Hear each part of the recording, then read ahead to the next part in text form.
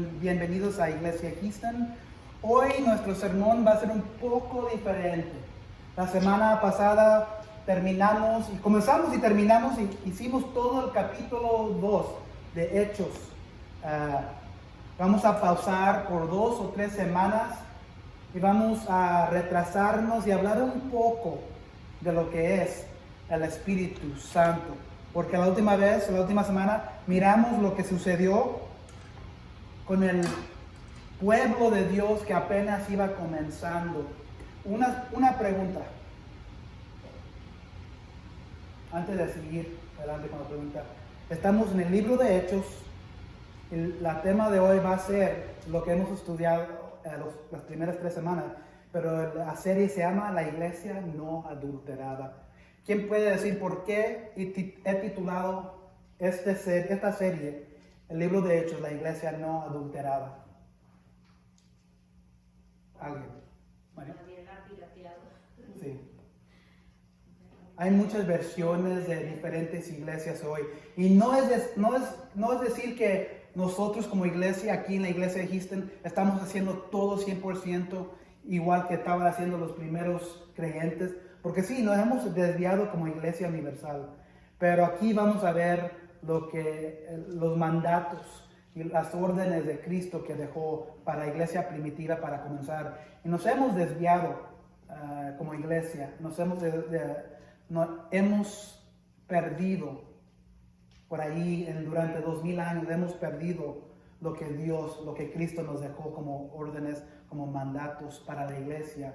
Y todo lo que vamos a estudiar en el libro de Hechos, vamos a ver cómo se debe de mirar la iglesia y cómo no se debe mirar la iglesia. Entonces se llama Hechos, la iglesia no adulterada. Entonces, unas preguntas.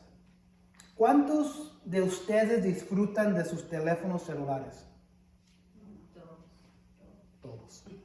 ¿Cuántos de ustedes les gusta el aire acondicionado? Todos. ¿Cuántos de nosotros disfrutamos de los que tienen computadoras, que es lo mismo que los teléfonos? Yo no podría hacer lo que estoy haciendo sin mi computadora, güey. Disfrutamos de los beneficios de todas estas cosas diarias, al menos aquí en el occidente, porque sabemos que hay muchos países que no tienen todo esto. Pero aquí en los Estados Unidos, países latinos, americanos, todos disfrutamos mucho de lo mismo. Ahora, ¿cuántos de nosotros entendemos completamente cómo funcionan las computadoras? ¿Cuántos de nosotros entendemos completamente cómo funciona la electricidad para poder tener aquí? El aire acondicionado, nuestros coches. De hecho, yo sé poquito de carros, pero no mucho. Lo manejo todos los días. Ustedes manejan carros, usan los celulares todos los días. Prenden la luz, usan el aire acondicionado, las computadoras, los teléfonos. Tenemos y usamos todos estos beneficios hoy en día sin comprender completamente cómo y cuánto funciona. Simplemente lo damos por sentado cuando lo usamos en nuestro mundo. Entonces, recogemos el teléfono, pero no tenemos ninguna idea cómo funciona el teléfono, cómo si lo podemos abrir y todo eso.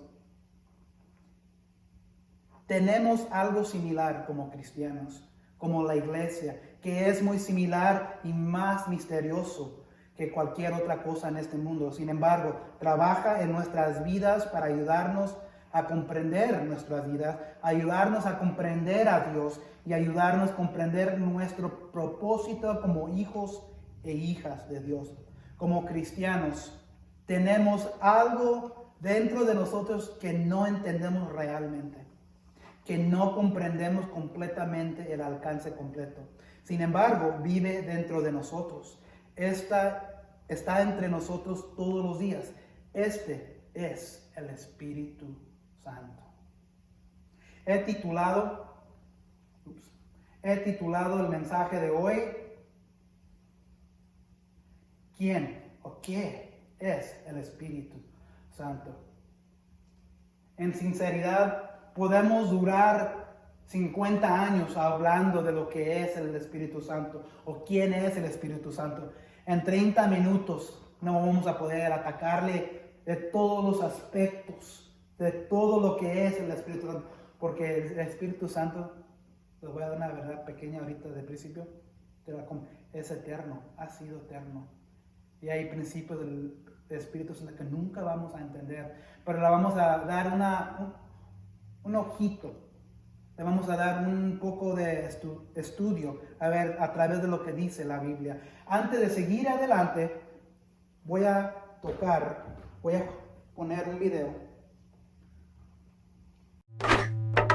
Si alguna vez has escuchado la frase el Espíritu Santo y quieres saber lo que significa, ¿por dónde tú empiezas? Tienes que empezar en la primera página de la Biblia, donde se presenta al mundo antes de Dios darle forma como un lugar oscuro y caótico. El Espíritu de Dios está ahí, sobre todo el caos, moviéndose, listo para traer vida, orden y belleza. Pero, ¿quién es el Espíritu de Dios? El Espíritu es la manera en que los autores bíblicos hablan de la presencia personal de Dios. La palabra hebrea es ruach.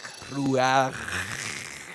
Tienes que carraspear al final. Entonces, ¿qué es? Ruach puede referirse a diferentes cosas, pero lo que todas tienen en común es energía. Energía. ¿Cómo es eso? Hay una energía invisible que hace que las nubes se muevan o que se mezan las ramas de los árboles. Sí, el viento. En hebreo, eso es ruach. Ahora respira profundamente.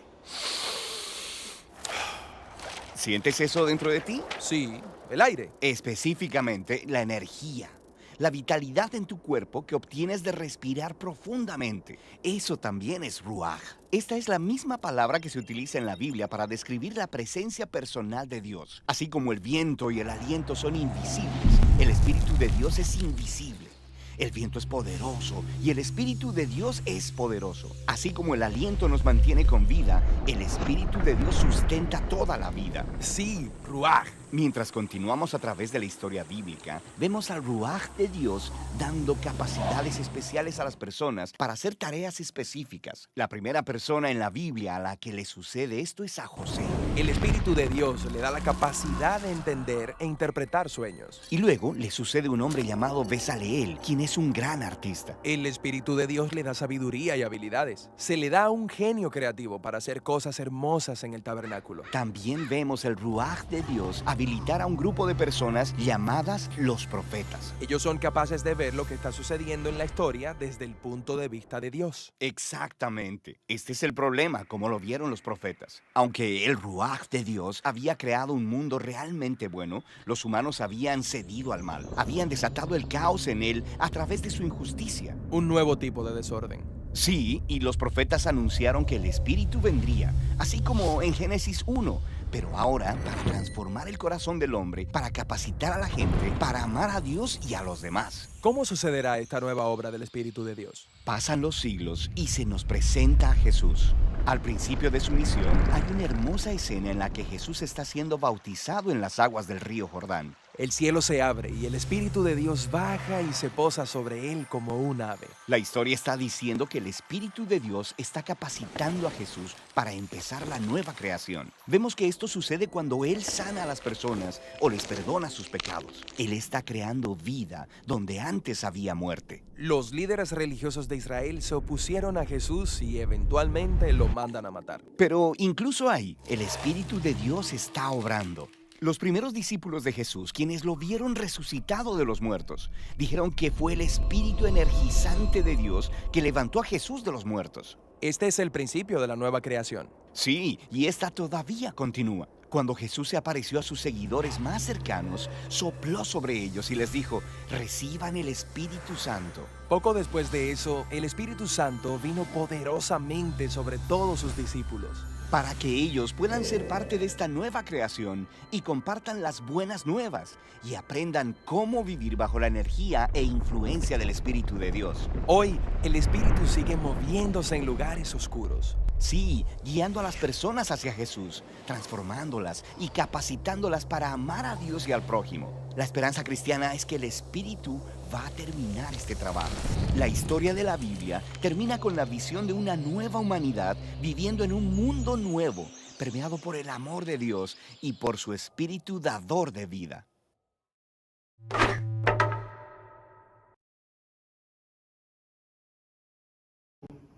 El Espíritu de Dios. Todos tenemos, bueno, no todos, nosotros no, pero muchos tienen hijos, tienen hijas, tienen nietos, tienen nietas, familias, hermanos, hermanas.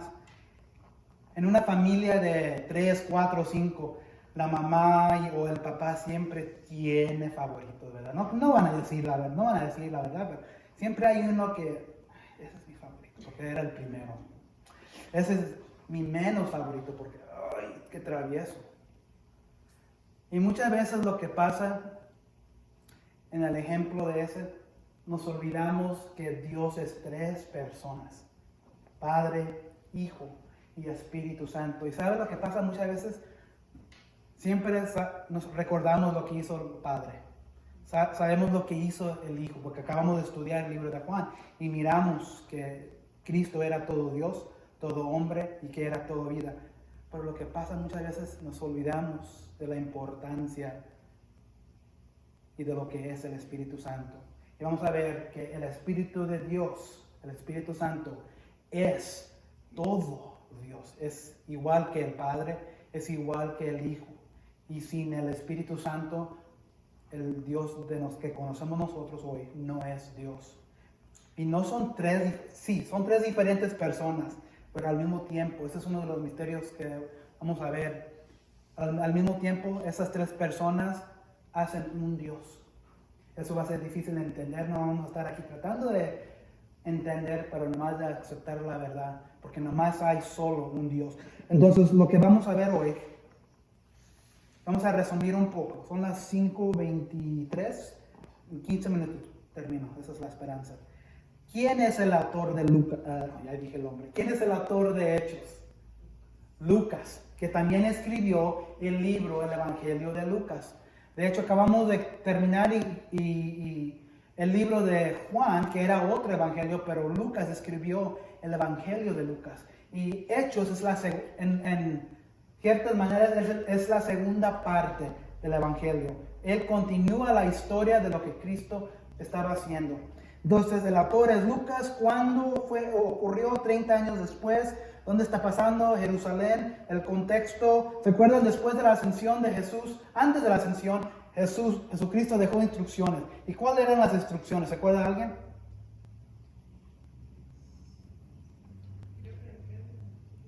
¿Qué eran las instrucciones de Jesús con sus discípulos antes de que se fuera al cielo? Que se reunieran y oraran. Y que esperaran. Y luego Jesús asciende al cielo y están mirando al cielo y dicen los 2 ángeles que aparecen, ¿qué están mirando? Hay trabajo que hacer, hay un trabajo que hacer. Entonces, esto es el comienzo de la iglesia primitiva. Este es el comienzo de la iglesia.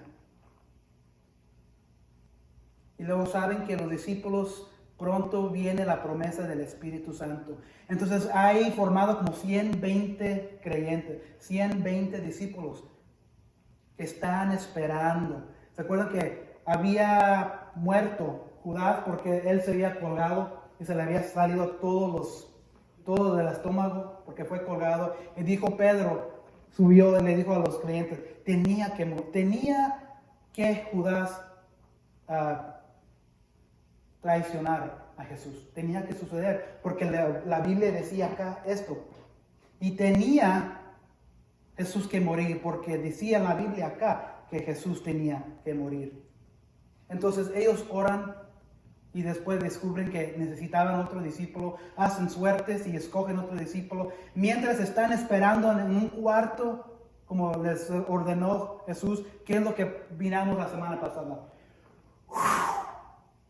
El viento fuerte, como una tormenta, o han describido como un huracán.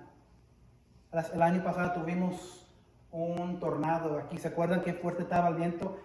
piensen y imaginen que el Espíritu Santo que les llegó ese día era igual o más fuerte. ¿Y qué es lo que sucedió ese día, en el día de Pentecostal? Había lenguas de lumbre sobre ellos y estaban hablando en diferentes idiomas. Y ese día era un día festivo. Y ese día había bastante judíos de otros países. Y esos judíos que estaban ahí a festejar escucharon a los 120 creyentes. Pero esos creyentes de otros países, esos judíos de otros países que hablaban diferentes idiomas, estaban escuchando de los creyentes que estaban hablando diferente, lo estaban escuchando en su propio idioma y dijeron, ¿cómo puede ser esta maravilla que lo podemos entender? ¿Y qué es lo que dijeron? Eso dijeron ellos, pero ¿qué dijeron otros? Porque siempre hay dos campos. Que estaban borrachos. Sube Pedro, ¿se acuerdan de Pedro? Y dice, no, ¿cómo puede ser que dicen que estamos borrachos? Apenas son las 9 de la mañana. Y Pedro dice, el Cristo, el Salvador, ustedes lo crucificaron, ustedes mismos lo entregaron para morir. Y luego, ¿qué es lo que le pasan a la gente? Cuando Pedro predica eso, ustedes mataron a Jesús. La mafia le dice, ¿qué es lo que tenemos que hacer? Y Pedro le dice, tenemos que arrepiéntense y sean bautizados. Entonces, ¿cuántos vinieron al conocimiento de Dios ese día? ¿Se acuerdan? Más de 3,000, ¿sí? 3,000 personas. El Espíritu Santo viene a los creyentes que esperaban. Y luego la semana pasada miramos que iglesia, si queremos un cambio hoy, desata el Espíritu de Dios. Y Dios añadió 3,000 creyentes. Pero más que eso, día tras día Dios estaba agregando nuevas almas y creyentes. Y se acuerdan que también la semana pasada miramos que todos los creyentes tenían todo en común. ¿Se acuerdan? Unos tenían terrenos solares, otros tenían comida, otros tenían dinero. ¿Y qué es lo que estaban haciendo los que tenían con los que no tenían? Compartiendo.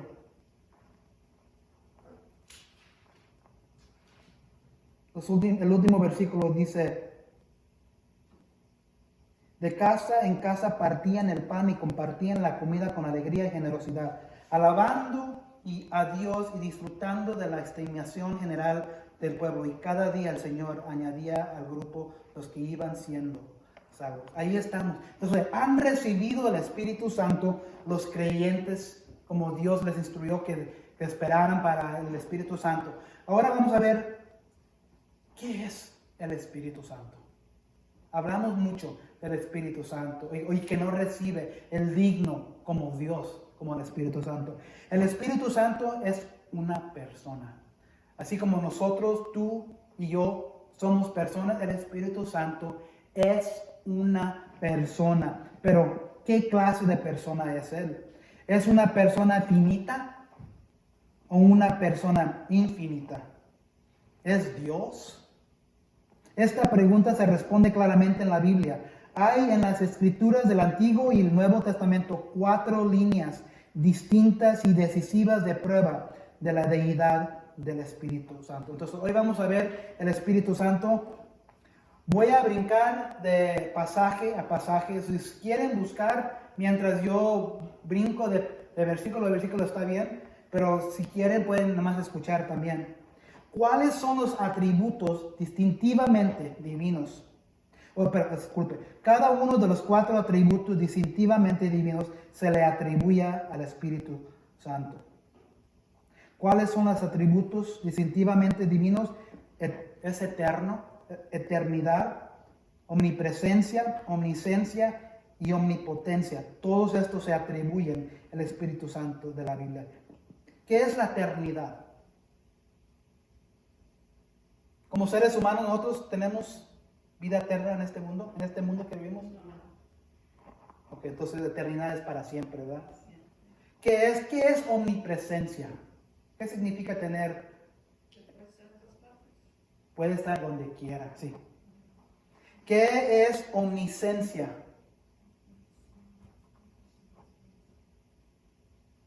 saber todo. Saber todo. ¿Se acuerdan en el libro de Juan, cuando Jesús estaba haciendo milagros y todas las personas venían a él y lo querían hacer rey, pero él no se quería entregarle a ellos como rey porque él dijo que él conocía el corazón de todo ellos y no quería fiarse en ellos porque él sabía el corazón de todas las personas. Entonces eso es ser omnisciente, saber todo, conocimiento de todo. ¿Qué es omnipotencia? Todopoderoso, como la canción que cantamos. Todos estos se atribuyen al Espíritu Santo en la Biblia. Encontraremos la eternidad atribuida al Espíritu Santo en Hebreos 9:14. Hebreos 9:14. Y dice así: si esto es así, ¿cuánto más la sangre de Cristo, quien por medio del Espíritu eterno, Hebreos 9:14, se ofreció sin mancha a Dios, purificará nuestra conciencia de las obras que conducen a la muerte, a fin de que sirvamos al Dios viviente? Hebreos 9:14. Entonces, Hebreos 9:14 dice que el Espíritu Santo es eterno. Hace como 2 semanas, cuando los discípulos estaban mirando al cielo y mirar a Jesús irse, estaban 2 ángeles. ¿Son los ángeles eternos también? ¿Qué piensan ustedes? Que sí. Los ángeles, no el pueblo. El diablo, También. les voy a decir algo, no son eternos. Los ángeles, el diablo, el ángel Gabriel, el ángel Miguel, no son, ellos fueron creados por Dios. Son seres finitos. Ellos tienen un comienzo como seres, como nosotros. Han vivido por mucho tiempo, siglos, miles de años, sí, quizás, pero todos ellos tienen un comienzo. Ellos fueron creados por Dios. Entonces, el Espíritu Santo no fue creado, porque el Espíritu Santo es eterno. Los ángeles, el diablo, no son eternos. Todos tenían un principio, donde comenzaron. Tenían un comienzo. Jesús no tenía comienzo. Dios el Padre no tenía comienzo. El Espíritu Santo no tenía comienzo. En la palabra de Dios miramos que el Espíritu Santo es eterno. Solo Dios es eterno. Una pregunta, una cuestión. ¿Tiene mucho poder el diablo? Sí. Sí. ¿Sabe más el diablo de la palabra que quizás nosotros? Pienso que sí. Sí. Va a poder hacer sus trampas. Sí, él es un ser bien poderoso.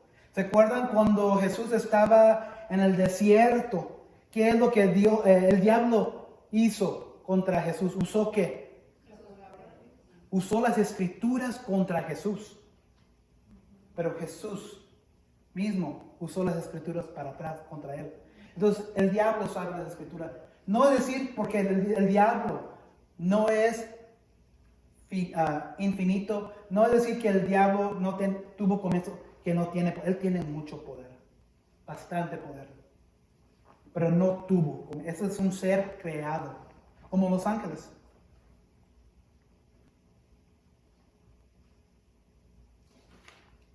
Omnipresencia. ¿Qué dijimos que era la omnipresencia? Donde quiera. La omnipresencia se atribuye al Espíritu Santo en Salmos 139, 7 a 10 en el Antiguo Testamento. Salmos 139, 7 a 10. Dice: ¿a dónde podría alejarme de tu Espíritu Santo? De tu Espíritu. ¿A dónde podría huir de tu presencia? Si subiera al cielo, allí estás tú. Salmos 139, 7 a 10. Si subiera al cielo, allí estás tú. Si tendiera mi lecho en el fondo del abismo, también estás allí. Si me elevara sobre las alas del alba, o me estableciera en los extremos del mar, aún allí tu mano me guiará, me sostendría tu mano derecha. Entonces dice Salmo 139, 7 a 10, del Espíritu Santo. ¿Dónde puedo irme? Donde tú, Espíritu, no estés. Eso es omnipresencia. Dios tiene eso y el Espíritu lo tiene. ¿Qué decimos que era la omnisciencia? Saber todo conocimiento. La omnisciencia se atribuye al Espíritu Santo en varios pasajes, pero vamos a ver nomás uno. 1 Corintios, el Nuevo Testamento. 1 Corintios, que es el libro después de Hechos. 1 Corintios 2, versículos 10 a 11. 1 Corintios 2, 10 a 11 dice: ahora bien, Dios nos ha revelado esto por medio de su Espíritu, pues el Espíritu lo examina todo, hasta las profundidades de Dios. En efecto, ¿quién conoce los pensamientos del ser humano, sino su propio Espíritu que está en él? Asimismo, nadie conoce los pensamientos de Dios, sino el Espíritu de Dios. Dios es omnisciente, el Espíritu es omnisciente. ¿Y qué dijimos que era la omnipotencia? Todopoderoso. El diablo es poderoso, pero no es todopoderoso. Encontramos la omnipotencia atribuida al Espíritu Santo en Lucas 1:35. Lucas, que es el tercer libro, el tercer evangelio de la Biblia.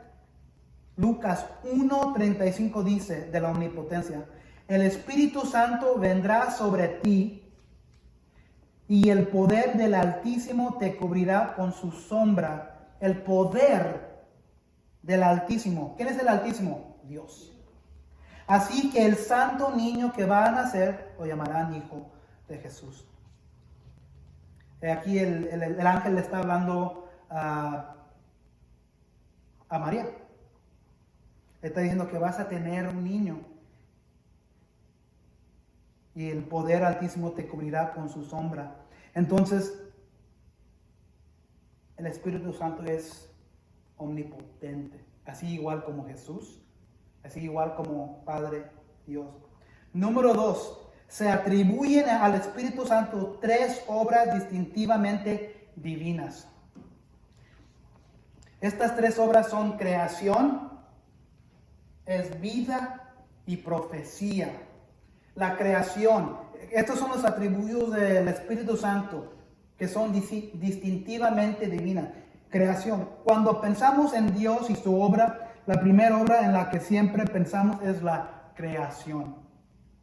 En las Escrituras la creación se atribuye al Espíritu Santo. Génesis, el primer libro de la Biblia, el segundo versículo de la Biblia, Génesis 1:2 dice: la tierra era un caos total. Las tinieblas cubrían el abismo y el Espíritu de Dios se movía sobre la superficie de las aguas.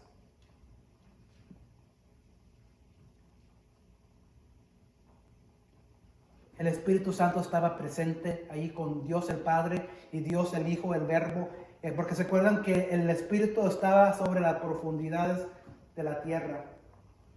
La tierra era un caos total, las tinieblas cubrían el abismo y el Espíritu de Dios se movía sobre la superficie de las aguas. Entonces, miramos que el Espíritu Santo tiene el poder de la creación. Otro atributo es que el Espíritu tiene es que Él da vida, hace vida. La impartición de vida es también una obra divina y eso se atribuye en las Escrituras al Espíritu Santo. Leemos en Juan 6:63, dice: el Espíritu es el que da vida. La carne para nada aprovecha. Las palabras que yo os he hablado son espíritu y son vida. El Espíritu imparte vida. El Espíritu imparte creación. El tercer atributo que el Espíritu Santo la obra que es distintivamente divina es profecía. ¿Qué es profecía? Decir algo antes de que pase. Ujú, exactamente.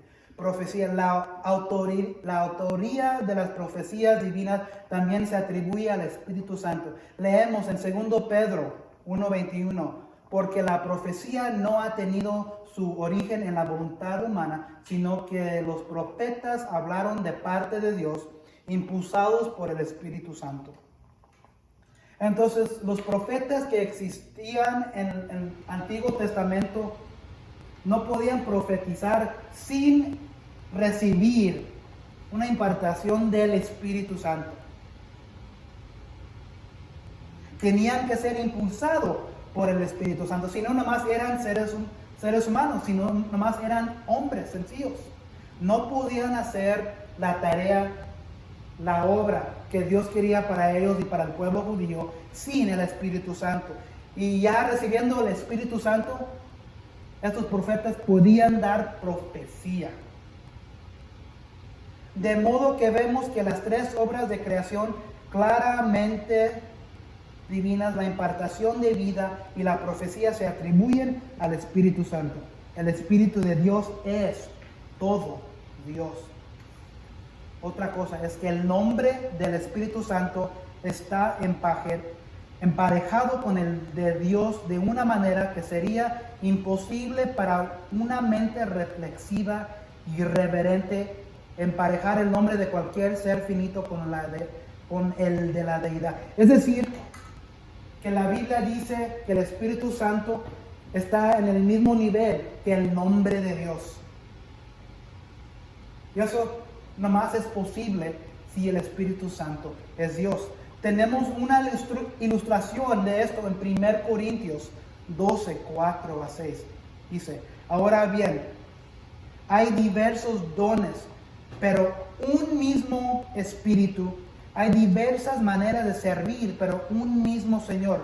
Hay diversas funciones, pero es un mismo Dios el que hace todas las cosas en todo. Entonces aquí el autor de 1 Corintios es Pablo, y está poniendo el Espíritu al mismo nivel que Dios. Está poniendo el nombre del Espíritu Santo con el nombre de Dios. Y si no fuera el Espíritu Dios, eso no podía ser posible.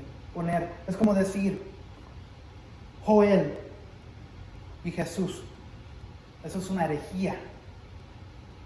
Pero el Espíritu Santo y Dios el Padre y Dios Jesucristo, en las mismas palabras, en la misma oración, al mismo nivel, es lo mismo. El Espíritu de Dios es todo Dios.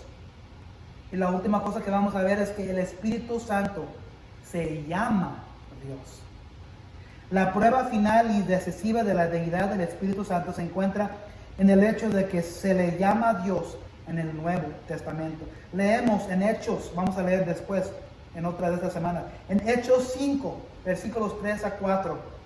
¿Recuerdan cuando estaban la semana pasada? Todos tenían todo en común, ¿verdad? Estaban compartiendo terreno, comida, dinero, casas, todos tenían algo, porque los que tenían compartían con los que no tenían. Pero había alguien que se llamaba Ananías, y él y su esposa tenían terreno, y las instrucciones de Pedro era que si tienen terreno hay que dividirse y darle a los que no tenían, y lo que ganan de dinero dárselos a la iglesia. Lo que hicieron es Ananías y su esposa mintieron. Vendieron el solar y el terreno por bastante más, y en vez de dar todo lo que habían ganado a la iglesia, se quedaron un poco de lo que habían ganado. Pero Pedro sabía la verdad. En Hechos 5, 3 a 4, miramos, Ananías, le reclamó Pedro, ¿cómo es posible que Satanás haya llenado tu corazón para que le mintieras al Espíritu Santo y te quedaras con parte del dinero que recibiste por el terreno? ¿Acaso no era tuyo antes de venderlo? Y una vez vendido, ¿no estaba el dinero en tu poder? ¿Cómo se te ocurrió hacer esto? No has mentido a los hombres, sino ¿a quién dice? A Dios. El Espíritu Santo es Dios. Igualmente que el Padre es Dios, Jesucristo es Dios. La palabra de Dios nos dice que el Espíritu Santo es Dios. El Espíritu de Dios es todo Dios.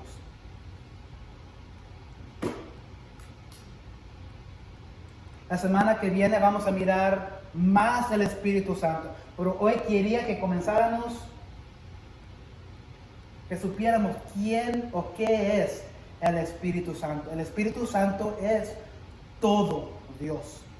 Cada uno de nosotros que hemos confiado en Jesucristo, hemos recibido el don del Espíritu Santo.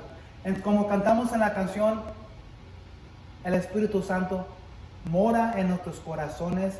Y si el Espíritu Santo mora en nuestros corazones como creyentes, Dios mora en nuestros corazones como creyentes.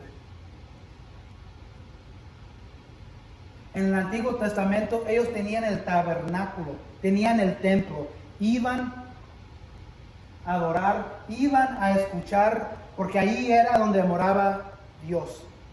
Pero después de la muerte y resurrección de Cristo,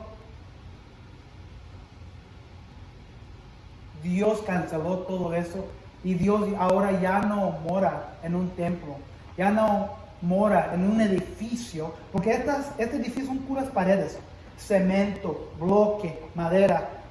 Dice la palabra de Dios que nuestros cuerpos son el edificio, es donde mora el Espíritu de Dios, si hemos creído en el Señor Jesucristo. El Espíritu de Dios entra en nuestros corazones y vive ahí y mora en el templo que es Carmen, en el templo que es Francis, en el templo que es María, en el templo que es Vicky, en el templo que es Joel, en el templo que es tal fulano, fulana. Si esa persona ha creído en Jesucristo.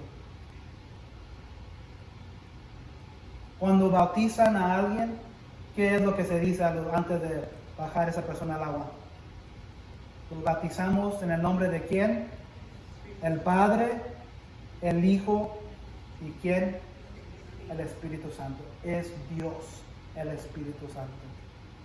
Acuérdense que cada vez que ustedes quieran orar a Dios, que Dios es más que el Padre, Dios es más que el Hijo, Dios es el Espíritu Santo. Y el Espíritu Santo es el que tenemos en nuestras vidas diarias, cotidianas, para ayudarnos. ¿Se acuerdan lo que decía Jesús? Que después de mí voy a enviar al ayudante. Voy a enviar el consolador. El Espíritu Santo que tenemos hoy en nuestras vidas es el que nos ayuda de día tras día tras día. Entonces, ¿cómo podemos aplicar esto en nuestras vidas hoy aquí en el Reno, Oklahoma? Acuérdense que si ustedes tienen ya han recibido a Cristo como Salvador, entre ustedes mora Dios. Entre ustedes tienen a Dios para contarles todo de sus pruebas, para contarles de del sufrimiento que tienen. Y Dios sabe. Porque también Dios es Jesús. Y Jesús sabe qué es sufrir. Jesús sabe qué era ser rechazado. Jesús sabe, Dios sabe qué era ser rechazado, entregado, hablar mal de Él. Muchos van a hablar mal de nosotros. Entonces, el Espíritu Santo, que es Dios, lo tenemos en nuestras vidas. Hay que usarlo. La semana pasada miramos qué es lo que pasó cuando la iglesia recibió el Espíritu Santo.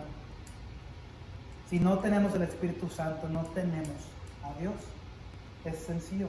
Si no tenemos el Espíritu Santo en nuestras vidas, en nuestros corazones, no somos hijos y hijas de Dios. Y la iglesia no tiene y trabaja por medio del Espíritu Santo, la iglesia no tiene a Dios. Podemos venir, seguido, podemos cantar alabanzas, puedo predicar cada semana, puedo tener estudios bíblicos, podemos tener todo esto en la iglesia, pero si no tenemos al Espíritu Santo, no tenemos a Dios. Entonces, aquí hoy en este momento, ¿qué es lo que ustedes y yo tenemos para Dios en nuestros corazones? Vamos a oración y pedirle a Él: Padre, Jesús y Espíritu Santo, Dios todopoderoso, Dios todo soberano, omnipotente, omnisciente,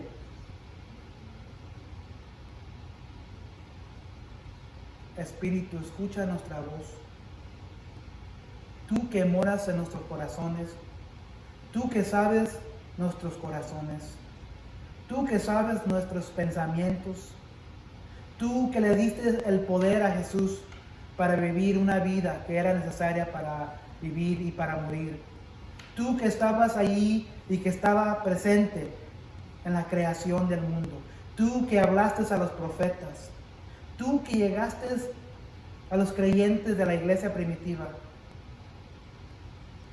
Tú que soplas de aquí y para allá. Te pedimos, Espíritu Santo, que nos guíes día tras día, porque tú todo eres Dios. Padre Celestial, gracias por tu Hijo Jesús, que hizo esto posible y que sin su muerte no hubiera sido posible enviar